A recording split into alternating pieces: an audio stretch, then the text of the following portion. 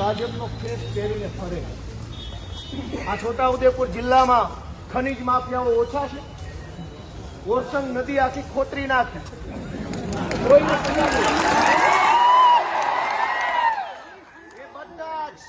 એ બધા જ માફિયાઓ, ઓરસંગ નદીને લૂંટનારા બધા જ માફિયાઓ કઈ પાર્ટીના છે?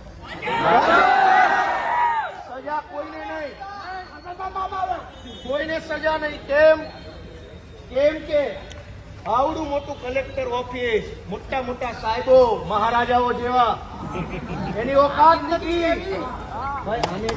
બાજુ લઈ જાઓ, મોટું તમે કયા આગળ છો? આગળ પાછળ લઈ જાઓ યાર એકદમ.